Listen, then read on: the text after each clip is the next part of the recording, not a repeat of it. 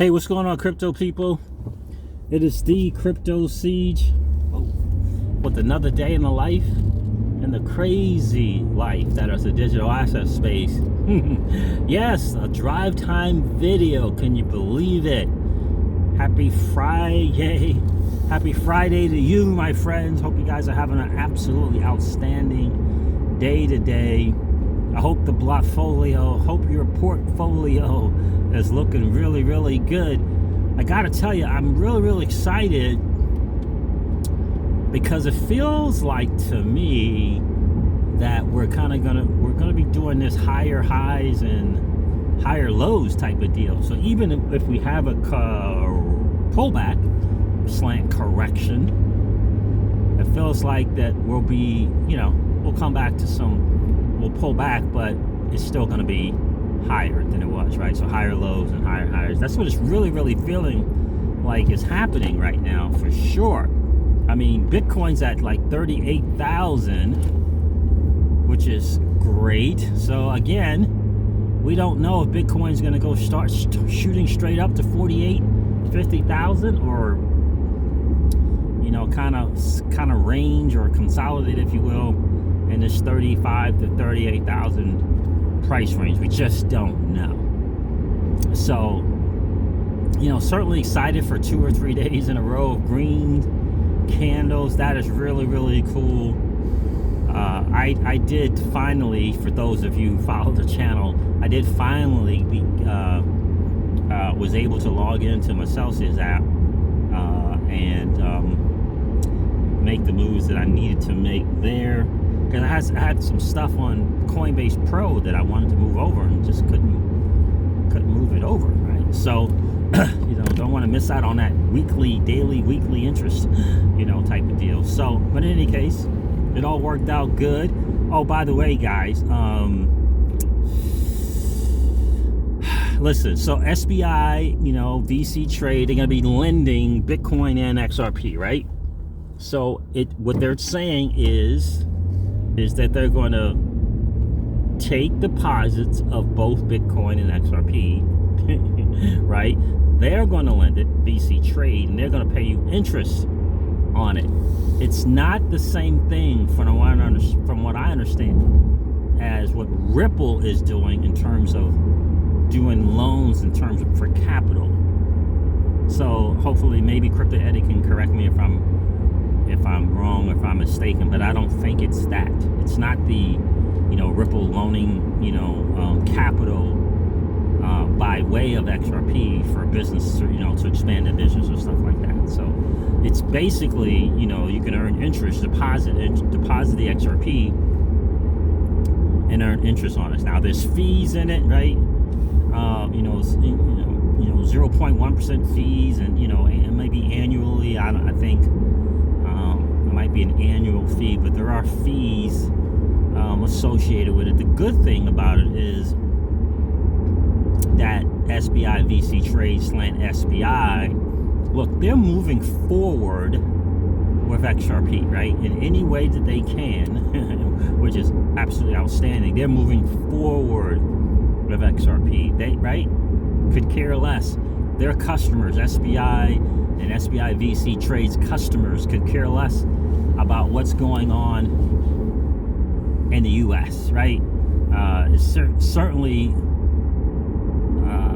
not to the point where they would stop using it. So if they do care, they don't care so much that they're not going to, use it, right? So that's absolutely massive in a lot of ways. So shout out to Mr. Yoshitaka Kitao, that dude who is perhaps the greatest fan of the greatest digital asset ever created in XRP, right? So that's really, really cool. Listen, if you haven't had a chance to check out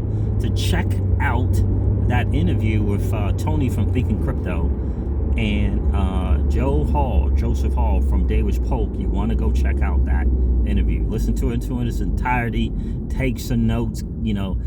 Gain some perspective from a guy, again, who's not only an attorney but a securities attorney, who also happened to have worked at the SEC and is intimately familiar with the inner workings and the people there. It's a really, really great interview and great perspective. You definitely want to check that out. Shout out to Thinking Crypto for making that interview happen. A lot of people have been asking, and when I go live, doing live streams, what do you think is causing the XRP price to move? And I just said that, look, just think about how are you feeling about XRP after listening to maybe Jesse Hines, or listen to John Deaton, or listen to Joe Hall. How are you feeling? How did you feel about XRP when you read Ripple's response, right? When you read Ripple's response to the lawsuit, right? Stuart Alderati and Ripple put that thing out, Brad Garlinghouse put it out. How did you feel? And I just think that, again, if 95% of the trading is going on outside of the U.S. states, then those residents, those holders out in those areas, once they had a chance to go over that from Ripple and Stuart Alderati, I think they got excited about it as well, right? I mean, we're all right. We're all the same. So that's probably it. Maybe people are feeling bullish, the SEC law suit date, the first trial or whatever, pre-trial, whatever that is, pre-trial is coming up, and maybe they're excited about that. So in any case, the fact that it is doing what it's doing in terms of, it's gotten back to pre-SEC numbers in terms of price and volume and all of that stuff. So that is absolutely outstanding as well, right? So I am very, very encouraged. I'm excited for all of you guys. It looks like BC Backer, right? It looks like he was certainly on, he doesn't like to, he doesn't really like to call dates, but boy, when he did that video, said, this is the day. He said it, mark it. This is the day of the alt season. This is the day it begins. And so it's looking that way. Look, right? 2 days or so since he made that video, and nice green days. So that is exciting, right? That is really, really, really exciting. I hope your blockfolio is looking good. It's looking really, really cool, for sure. Because we're just in an absolutely amazing spot. We really, really are. And I really want to emphasize, this is really a time to have a plan for your portfolio, right? You do not want to be in the midst of the bull run and like have no plan, no price target, no exit strategy. You do not want to do that. Trust me, you do not want to do that. And that panic, and just because you'll just eat yourself up, and then you'll beat yourself up for exiting too soon or buying something too high, all of that stuff. So have a plan, and I couldn't recommend more as a good entry in terms of an exit strategy. To what does an exit strategy look like, and what's the thought process behind it? I couldn't recommend highly enough that you go check out BC Backer's course, right? I couldn't recommend that, strongly enough. I just think that it's a good way to kind of get a good perspective, right? Especially if you're new to this game and you haven't had a chance to kind of figure out what does an exit strategy look like, and the thought behind it, and see if it's something that makes sense to you, right? You don't have to follow it, whatever, but see if it makes sense to you. See if it makes sense. So it's BC Backer, Bravo Charlie Backer, oneword.com. Highly recommend it. Again, I'm not an affiliate or any of that kind of stuff. I just think it's tremendous. And oh, by the way, how should I put this? Coinbase is not your friend. So why would you take your hard-earned digital assets and put it on there for staking? Like why would you do that? They snatch the most. Coinbase takes the most from you than any other platform. First of all, why would you do it on any exchange? And understand that Coinbase is not an exchange. It really looks like a broker, okay? who takes the most of it, all the staking rewards, and keeps it for themselves. So why would you do any kind of staking on Coinbase? Right? Not your friend. The thing's constantly going down. They take the most. Yeah, and please don't do the security argument. It's just not, not the best argument, security. So there are certainly better platforms that charge less if you want to still hang out in the exchange because you think some exchanges have better security. Perhaps check out the fees. Binance US is probably going to be less on the fees. It's probably going to be less on the fees. But anyway, Coinbase, guys, is not your friend, which means Coinbase staking is not your friend, right? I highly recommend that you check out the Celsius.network app. Watch as many videos with Alex Mashinsky. If you happen to see some comparison videos, check out the comparison videos between Celsius and Nexo and BlockFi, right? But make sure you do your own research and check out the fees, the net fees. A lot of people don't understand this. I'm not sure if this is said enough. Celsius pays for your withdrawal fees. They pay them. Right? No fees to deposit, no fees to withdraw on the Celsius platform. They pay your fees.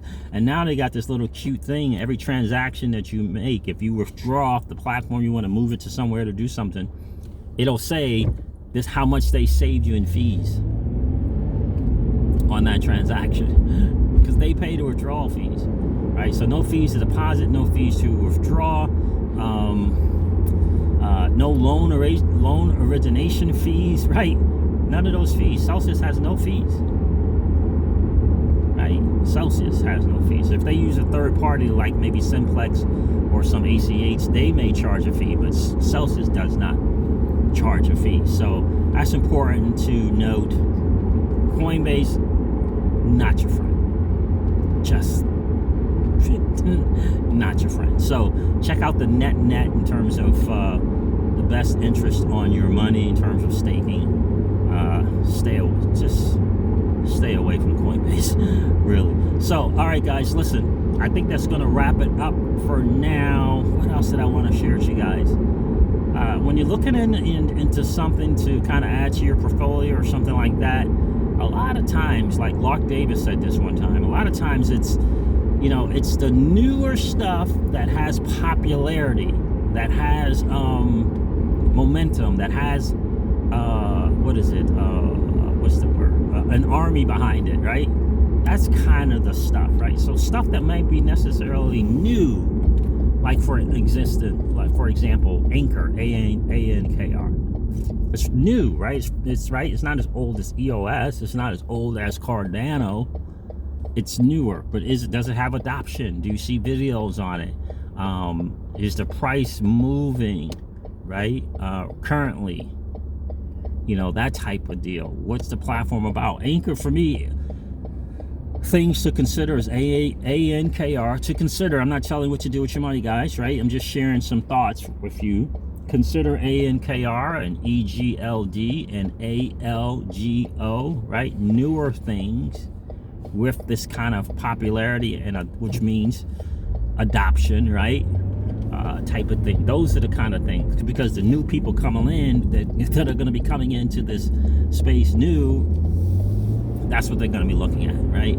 This is exactly they're going to be looking at. So just some food for thought on that. Certainly RSR as well, right? And stuff that's going to have, if you will, their first bull run. RSR, ANKR, EGLD, and ALGO, right? It's going to have their first bull run, right?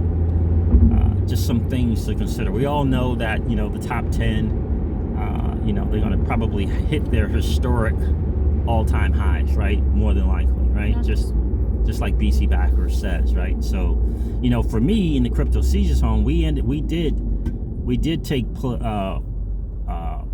money into play with Bitcoin Cash that hasn't kind of moved yet, and Zcash that kind of hasn't moved yet, and EOS that kind of hasn't moved yet, right? And I look at their prices now and look at their all-time highs. What's that percentage gain just to get to the all-time high, right? That just, you know, if that's 7, 8, 900%, that hasn't moved yet, right? Think about that. You could put $100 or $500 in. That's what I'm thinking out loud. I could put $100 or $500 in. It hasn't moved, and it hasn't moved yet, right? And so to the all-time high of 700, 800, 900, 1,000%, which I think might be BCH or Zcash type of deal, is something to consider, right? If you kind of understand that all seasons, they all kind of move relatively at the same time, relatively doing the same thing historically, which means getting back to their all-time highs historically. That's kind of what happened, right? And so, and that's like, you know, almost like at a minimum. So if a project's not dead, there's something to consider. You know, something to consider. That 7, 8, 9, 10x type of thing is something, you know, to consider, right? I'm not a financial planner, and I would certainly not tell you what to do. This is not financial advice, and I wouldn't tell you what to do with your money, but certainly some things to consider for sure. All right, guys, listen, I'm going to wrap this thing up. Never ever forget this. Old money doesn't want you to win. They don't want us to win. They would rather that we remain a cog in their perpetual wheel of trading our time for dollars. They don't want us to play in the same playground that they play in, where we allow our money to work for us. This is our chance to win, guys. The digital asset space is our chance to win. We are in the midst of the greatest transfer of wealth in the history of man. Are you participating, or are you standing on the sidelines? Here's what I do know, that the battle for you has already been fought, and the victory is yours. Go get it. I'll talk to you soon, guys. See ya. Bye. Bye.